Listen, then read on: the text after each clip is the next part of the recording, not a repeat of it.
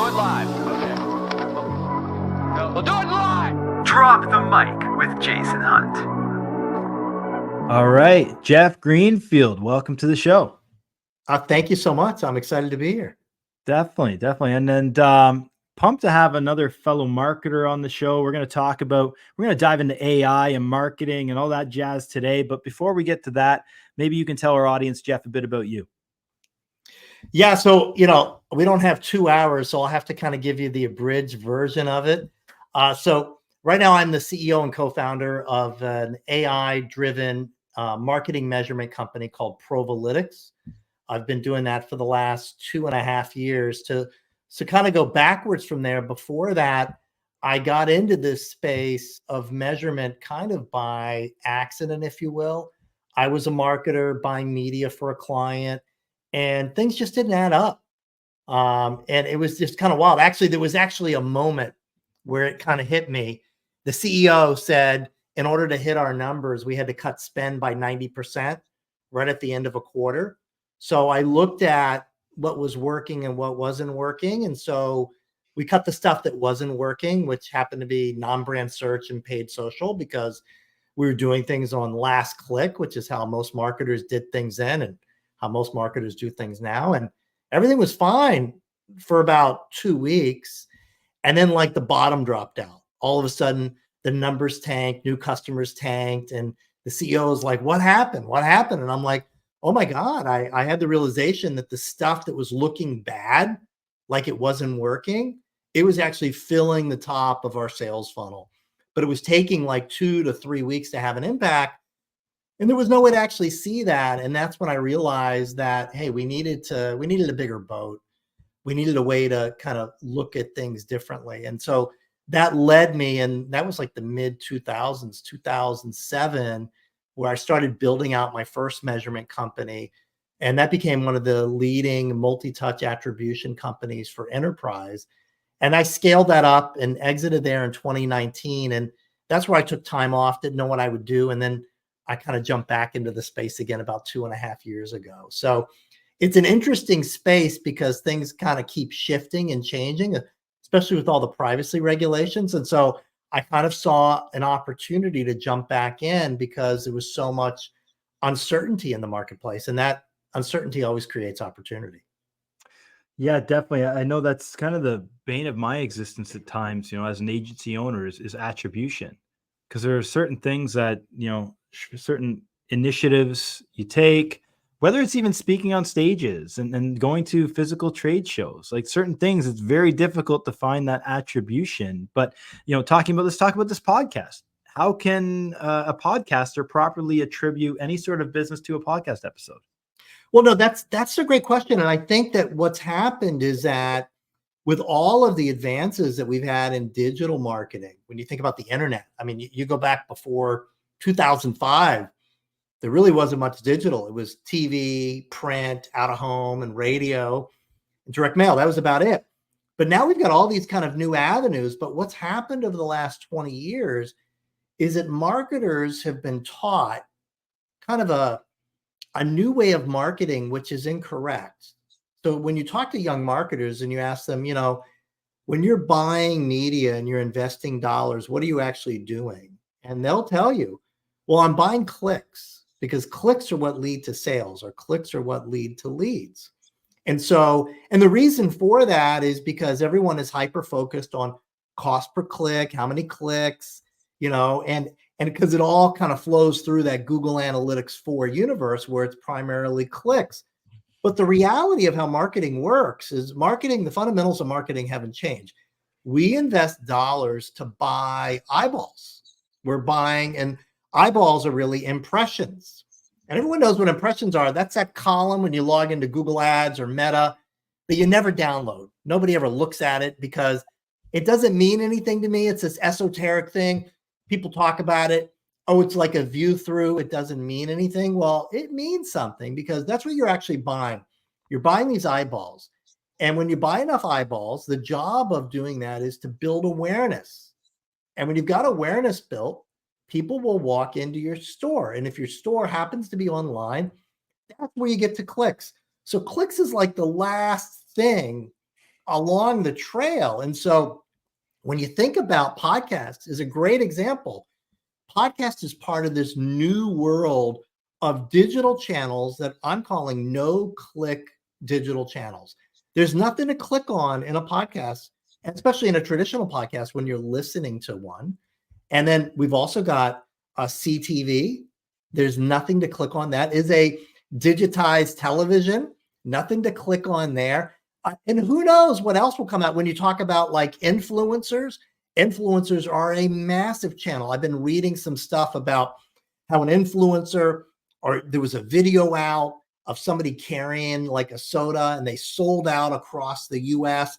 I saw a video the other day for this peanut butter. I buy natural peanut butter and there's a peanut butter stirrer. And I'm like, oh my God, this is great. This will save me trying to stir it up with the knife. And that never seems to get it all stirred up because you go back the next day and the oil is still on top. I went online to look for these things. They're sold out. I can't find them anywhere. But how would you track that? Well, you have to track the number of views that these videos get every day. It's kind of a tedious bit of undertaking, but it's so important because that's what you're actually buying. Because what ends up happening is somebody listens to a podcast and they become aware of a brand or a service. And then the next day or later that day, they Google it and go there. Who gets the credit? Google. Somebody sees something on Facebook and they go to click to leave to the site and they're like, oh, I don't want to leave Facebook because most people don't want to leave Facebook. So they make a mental note and then later on they go and they Google it. Who gets credit? Google. So this is the issue, is that a lot of brands know that these things are having an impact.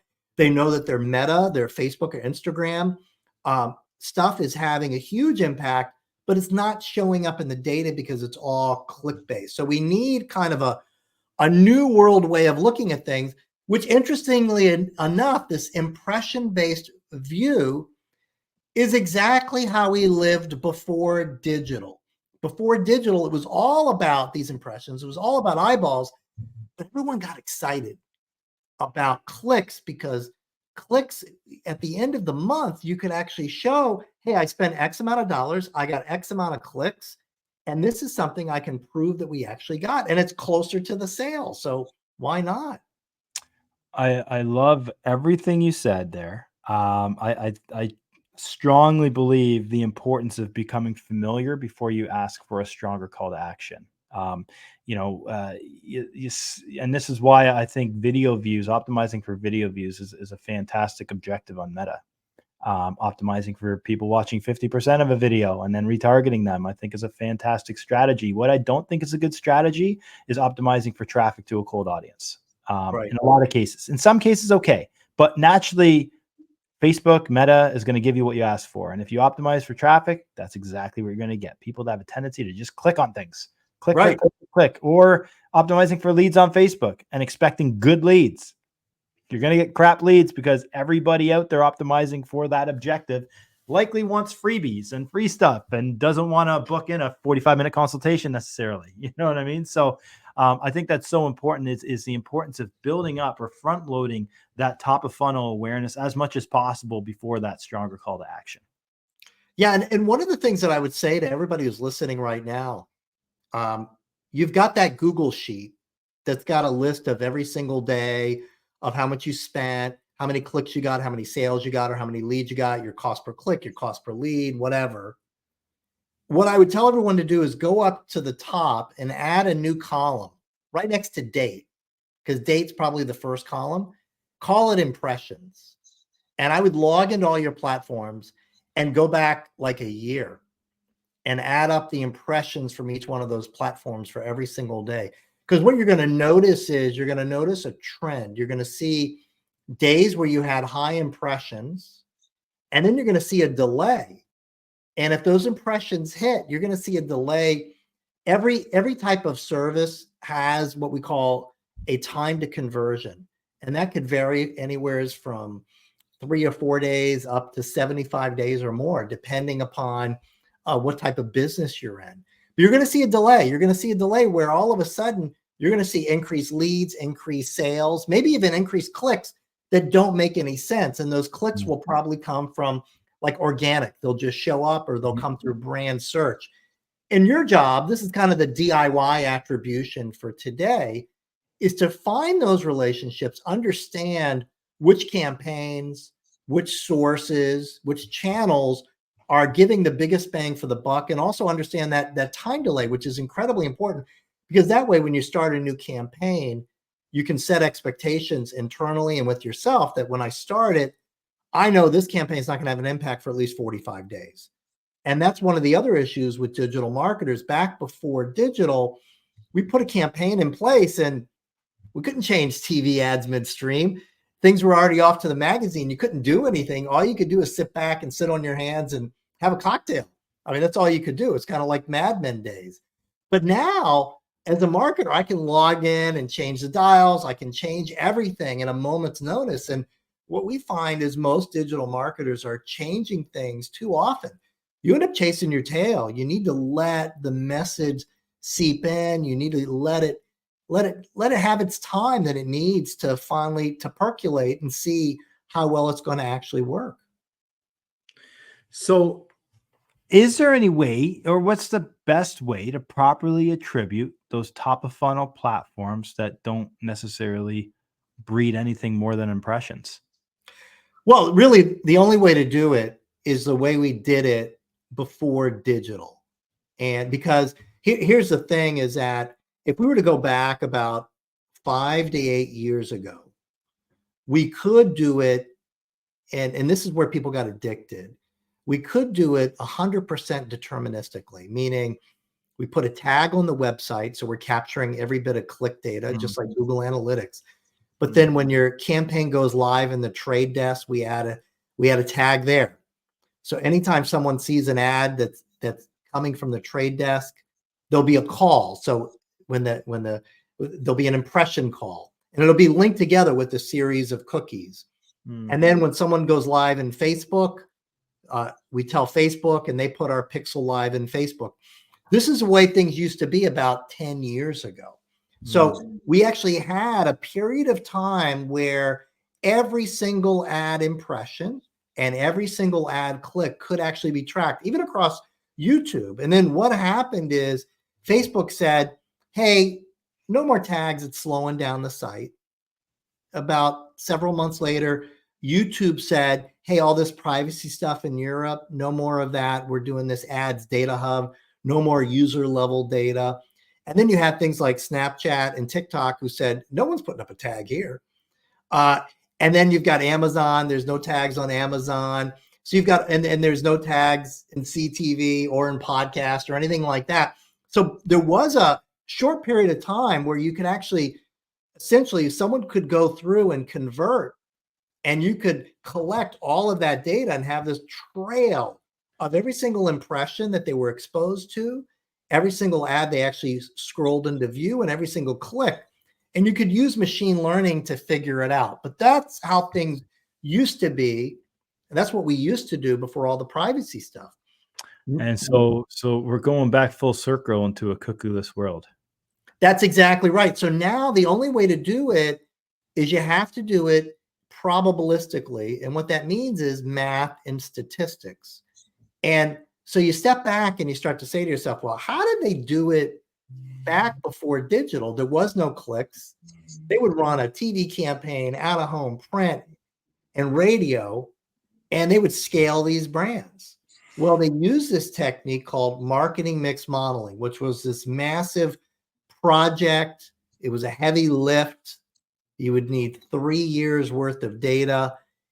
But what they would be able to do with marketing mix modeling and this math is they could actually look at the correlation between the GRPs, the impressions that were in market for all of these forms of media, and look at sales. So they could link the ad impressions to one conversion event. Now, they would do it at a channel level. They couldn't go any deeper than that, but they were really good at being able to say, hey, you want sales to go up 10% next year? Here's what your budget should be, and here's what your budget allocation should be. And you look at brands like Kraft and PepsiCo. I mean, this is how these brands live, and this science has been proven to work. But to digital marketers, telling me that my search budget has increased 3%, and it's up to me to figure out where to put it at. It's like, where's the science in that? Yeah. That doesn't help me. What I want to know is campaign ad group, maybe keyword. So I need more level of detail. I don't want to turn over like 3 years worth of data. And I may also be interested in more than one KPI, because when we think about marketing, we think about you're investing media to drive impressions, to build awareness, and that awareness drives someone to our store. That first kind of impact from marketing is new people coming to my website. That's like an initial KPI I'd like to look at as a marketer. And then maybe the next step is adding stuff to the cart, and the next step is the sale. But remember, even though as marketers we're held responsible for the final number, the revenue, the reality is the store, the merchandising is responsible for that. Marketing's job is to get people inside the store. It's the store's job to actually sell. So I want to be able, as a marketer, to be able to look at those distinctions and look at those different KPIs. But essentially, at the end of the day, the way that we're able to look at the impact from those upper funnel channels that are strictly impressions is we use math and statistics. We borrow from the old world of marketing mix modeling, and we advance it up to today's world, because instead of human beings doing the math, we're now using computers. So we can do it in a much faster period of time. We need a lot less data, not 3 years, sometimes a year or much, much less. And the output is at a very granular basis, at campaign ad group keyword, and it's multiple KPIs. Not only that, not only does it tell us what we did yesterday or how we did last month for our reporting, but it also tells us exactly how we should spend our next dollar, how to reallocate. So this is the greatest thing, because one of the problems as marketers is that we all got into marketing because we're creatives.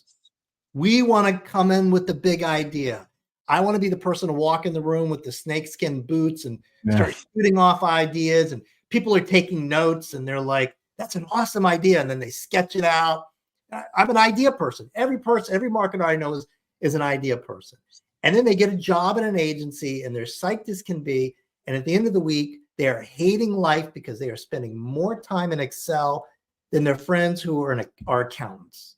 And they were like, my God, I never realized there was so much math to marketing. What kind of BS is this? This is just crazy. And so what we do is we allow marketers, I feel like I'm in the stress reduction business more than anything else, because we do the math to allow the reporting is easy. The reporting is already done, but we also do the math to tell them, here's what you should do next, so that you can spend more time being creative. Because let's just be honest, us marketers, we're horrible at math. We were not built for this, and we do it because it's part of our job, but we don't like it. What you just said made a ton of traditional marketers very happy. A lot of traditional marketers that have just been suffering from paralysis by analysis over the last full decade, from having to play catch up with all these tools and this and that and attribution metrics and all this sort of stuff. But, going back old school is quite reassuring. But also, nowadays it's just like you find marketing in a lot of these channels, whether it be Meta, TikTok, Google, it's very saturated and it's very difficult to stand out now. Maybe is there a better way to stand out just by pushing more and more iterations of content, more and more iterations of creative, leveraging AI to do that? What is the best way forward in 2024? Because we're not going back to 1990. So what's the best way to leverage this in 2024? Well, I'll give you two answers to that. One that's backed by research, and the other that is my opinion. So the one that's backed by research, and this is out of the ARF, the Advertising Research Foundation, and a friend of mine, Bill Harvey. Bill created a number of years ago these things called driver tags. And driver tags look at every ad has a certain level of emotional content with it. So one of the problems that we have today is that we're putting ads in a context where the emotion of the ad is different than the emotion of the landscape that they're viewing it on. So, for example, it's known that you sell more soda in comedies than you do in dramas.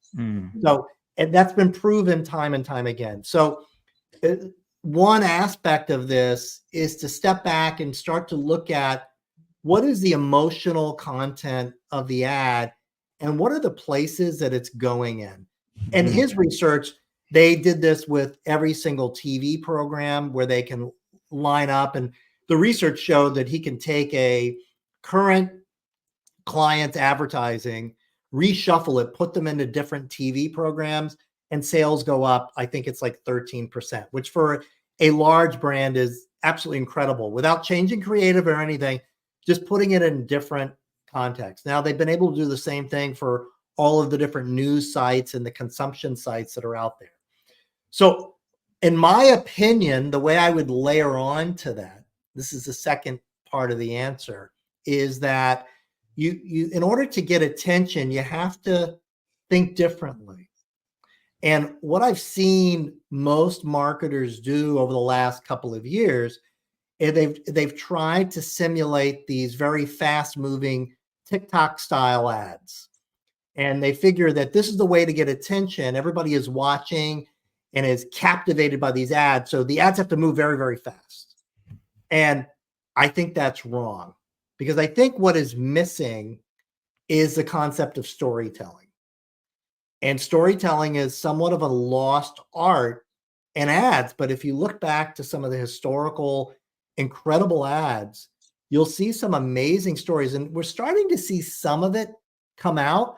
But I think if you look at your brand from a story perspective versus just an offer or a discount, because that's where it's at right now. Most brands are all about, let me give you an offer, let me give you a coupon. It's all about coupon oriented. We've got an entire society that's focused on, I'm not buying that until I get a coupon. I know if I add it to my cart, I'm just going to wait 20 minutes. I'm going to get an email that's going to offer me 10% off. And so as a result, consumers are just they won't really choose one brand over another because it's who gives me the best deal. But it's where those stories that come in that just, it gets very, very emotional for people. And that's the key, is that you want to tap in to that emotion, because marketing is all about getting people to kind of move along and to move in the direction you want them to move. And I think a lot of the creative, back in the early days of digital, we had these ad servers where you would give out the ad tags to the publishers. And the whole idea behind them is that you could go in and update the creative and you wouldn't have to update the tags. I can't tell you how many of our clients, I do not see them updating creative. I'm talking like across 2 years, no creative changes whatsoever. When I was buying media back in the mid 2000s in the world of digital, every month we would add 10 to 15 new pieces of creative. Now, we would roll them in at a small volume, at a low frequency, just to see how they worked. But the idea being that if you're running, let's say, a traditional banner ad or a VSL, a video sales letter on Facebook, I mean, there's so many different variations that you could put into that first 6 seconds of that VSL, or if the background is blue in the banner ad, so many different hues and variations of the color blue to grab attention. You don't know what's going to work and what doesn't work. So the best thing is to put in those different variations. One of these clients, the one I told you the story about, where I had kind of this epiphany, was one of the top publicly traded weight loss brands. And they had historically done before and after, the traditional, here's someone overweight, here's the same person who's used our diet, who's lost 50 pounds. But what happens with that is just people are tired of seeing that. So we tested all sorts of things. Dogs seem to work. Babies, people can't not look at babies. And then we did something that was absolutely crazy, is that we put pictures of food on ads, because we figured that people that are overweight, they like food. And what was this diet brand doing? We were selling food. Now, I do remember the CEO said, we don't have a brownie. Why are we advertising a brownie? We're like, well, it's really popular. And we showed them the stats on it. And what did they do? They manufactured a brownie as a result of it. So you have to start thinking differently, and you have to start thinking about the emotional aspect of it. And those examples, when people think of dogs and babies, it's very emotional. And people also get emotional over their food.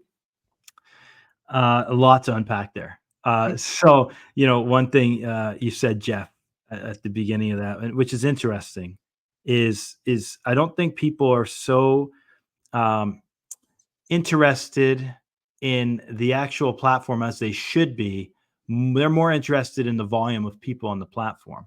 So that's hence, Meta's got 3.2 billion users across the board. So marketers think, or businesses think, I need to be there. Let's be there. And then it's a matter of thinking emotionally, where are those users in their journey on that platform? Because like you said before, they don't want to be pulled away from their experience. They want to stay in their Meta experience. They don't want to leave Instagram. So if they do, it's got to be quick. It's got to be a quick opt-in. Let me get back to my Instagram.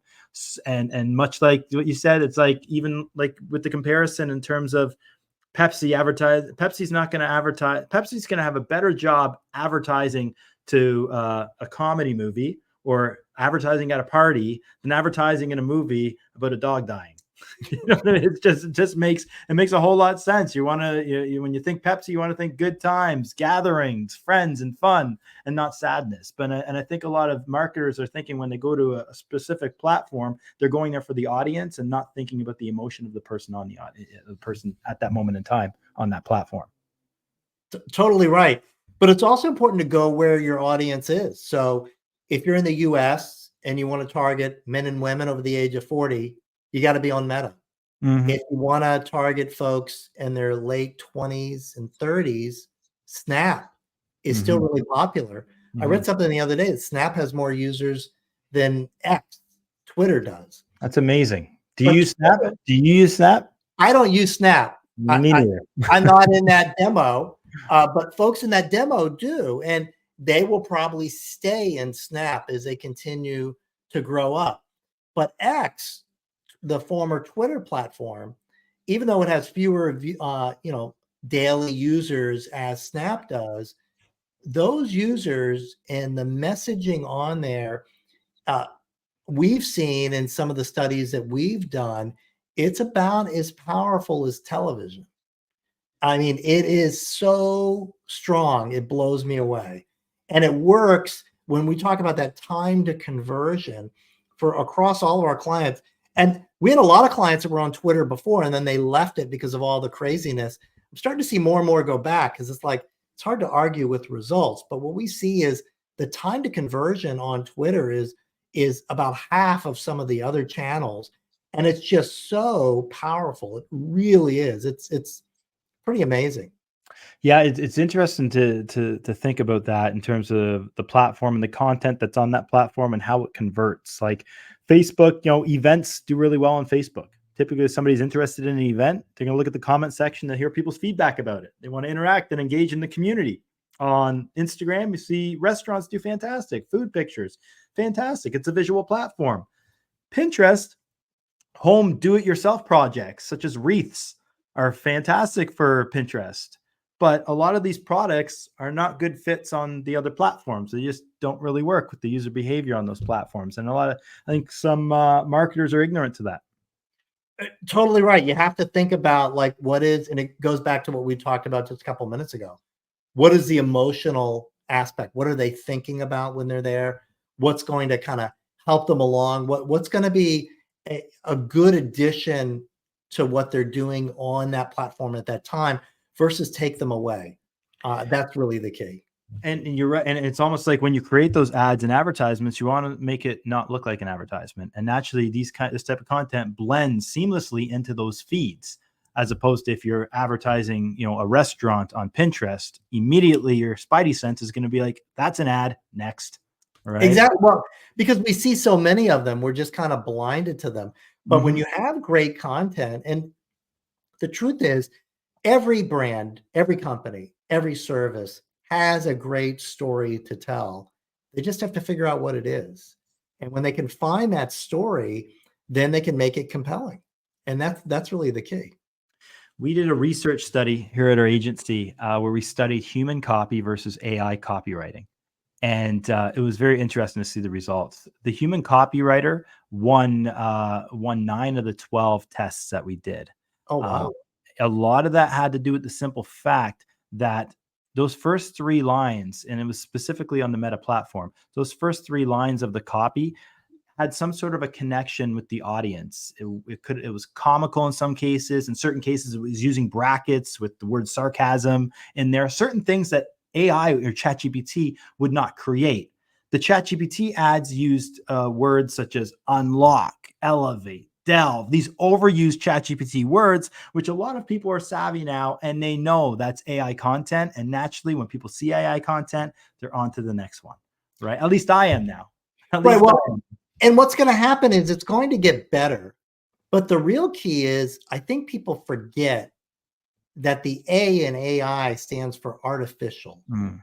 And I think that's the difference, is that even as these machines get smarter and smarter and are smarter than us even at taking tests and doing these tasks that we've created, there's something unique about the human mind and just consciousness that, and even though they think there's going to be this point of singularity with these, I don't know.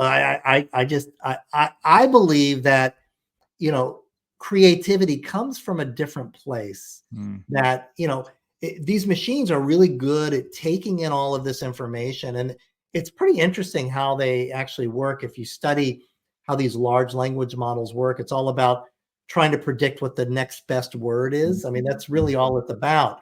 Mm. So they've done a really good job of artificially simulating what we do, but it's artificial. It's not us. And some of the best creativity, when you talk to artists, and I would put copywriters and creative writers in that same vein as an artist in front of a canvas, they will tell you that you know, they didn't come up with it.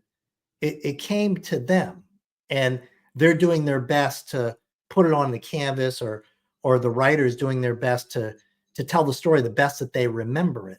It's not that they sit down with pen and paper and bang it to force an idea to come out. These ideas come out. That's, you know, the whole idea behind a brainstorming session. Some of the best ideas pop into someone's mind. And everyone's like, John, how did you come up with that idea? I'm like, I don't know. It just popped into my head. AI, something artificial, is not going to get there. But I have to admit, ChatGPT and the other ones are Claude. They're great at coming up with a list of ideas when you just, you know, when you're feeling stupid and you just don't want to come up with, like, oh, you know, I need 5 things to come up with.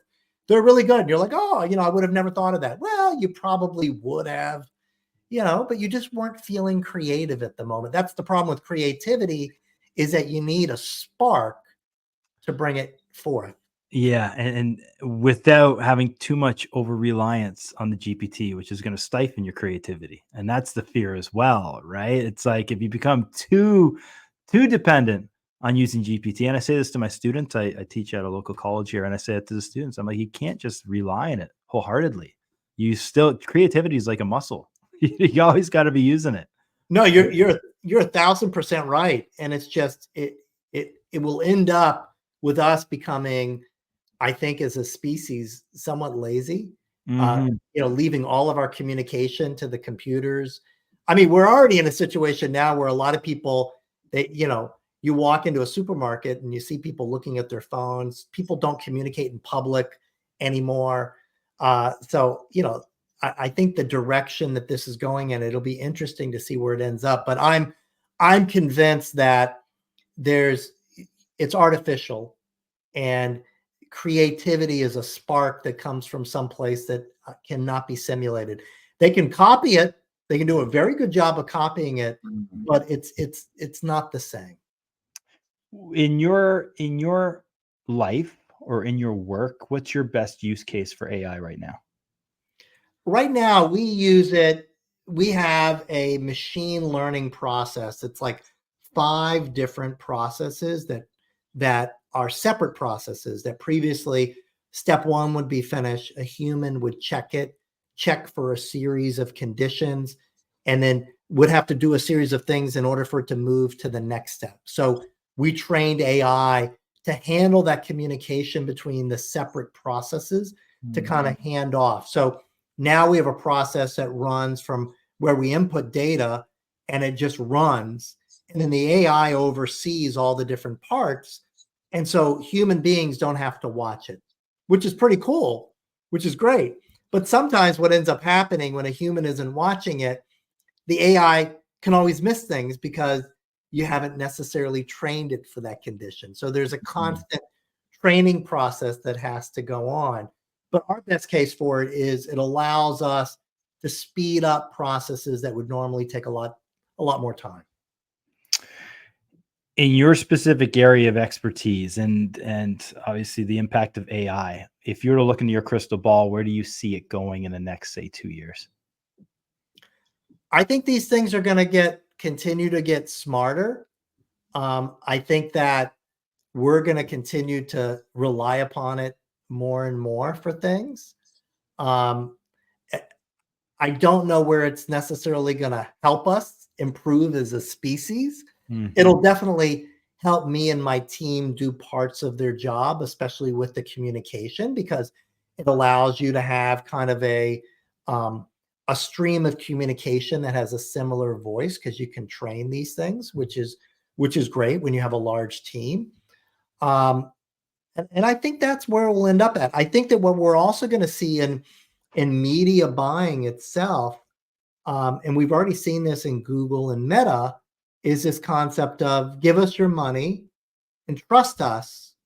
We're going to do all the buying for you. And I was surprised to see that agencies jumped in to do this, because essentially it's saying to an advertiser, well, if Meta's going to do this for me, what do I need an agency for? I mean, literally, you're delivering all the assets to Meta, and essentially we're getting to this world where here's my logo, here's my brand rules, here's the colors, and it's getting to the point where every single ad for every single customer will be a unique combination based upon what that publisher believes will help sell your product or service.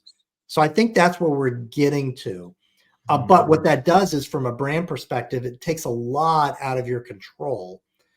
We haven't yet seen those campaigns prove to be as effective as they thought they were. And marketers are kind of resisting a bit because of that lack of control. You don't know where your ads end up. You don't know necessarily what's being said.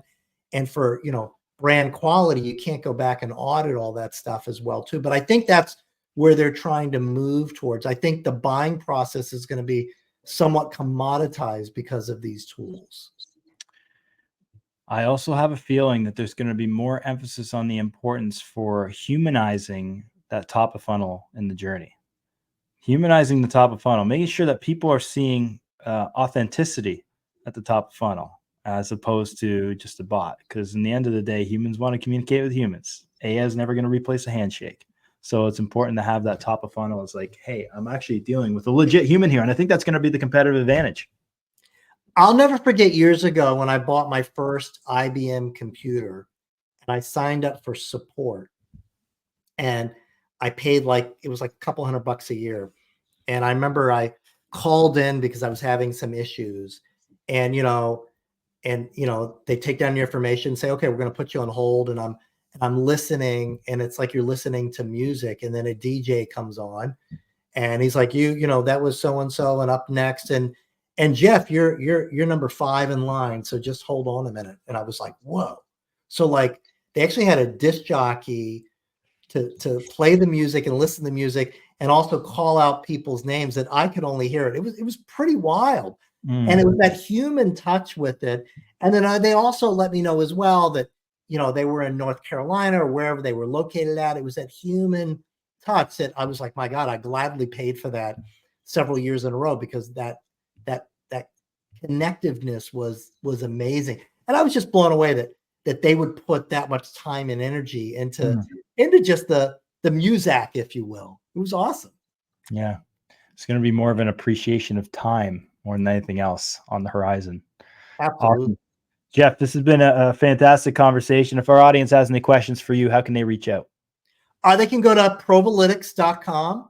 I'll also throw out that, there's a lot of changes that have been going on in the marketing space. We put together a certification program, attribution certification. There's no cost, kind of takes you through the past, present, and the future of kind of the media landscape. It helps folks kind of build a better foundation. And it's about an hour-and-a-half course. And at the end, you end up with a great certificate for LinkedIn. So I would encourage anyone to go to Probalytics, check it out. And they can also connect with me on LinkedIn as well, too. Awesome. Jeff, thanks again for your time. My pleasure. Thank you.